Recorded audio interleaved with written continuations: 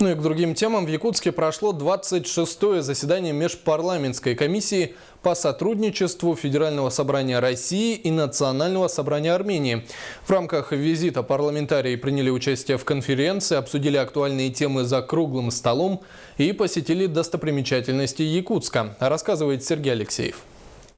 Дорогим гостям традиционно предложили отведать русский каравай и запить его якутским кумысом. В этом году 26-е заседание Межпарламентской комиссии по сотрудничеству двух государств решили провести в Якутии. 2 раза в год комиссия собирается, по 20 человек с каждой стороны, 20 депутатов с армянской стороны и 20 сенаторов и депутатов с российской стороны. И очень приятно, что наши сопредседатели не организовывают каждый раз поездки в регионы России, потому что для нас очень важно посмотреть, как живут регионы. Братство народов – залог Великой Победы стало основной темой 26-й конференции Межпарламентской комиссии, проходящей в Якутске. Делегаты обсудили роль единства народов в борьбе с фашизмом в годы Великой Отечественной.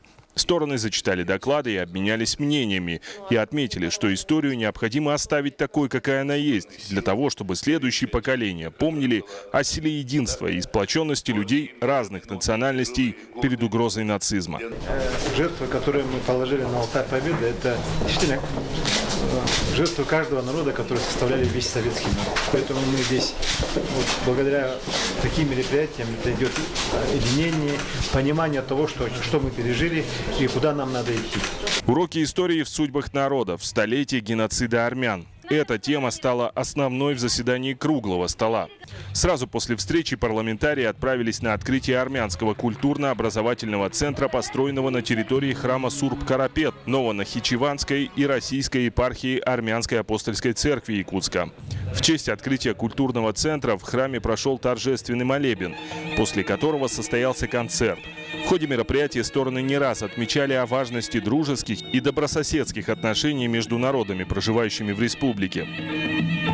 Для нас очень лестно отношения, которые мы увидели со стороны якутского народа, со стороны якутского руководства, которые с открытой душой приняли приехавших в гости представителей. Завтра работа комиссии продолжится уже в Мирном. В рамках визита в алмазную столицу парламентарии встретятся с первым вице-президентом компании «Алроса», а также посетят достопримечательности города. Сергей Алексеев, Иван Семенов, Василий Соловьев, НВК «Саха», Якутск.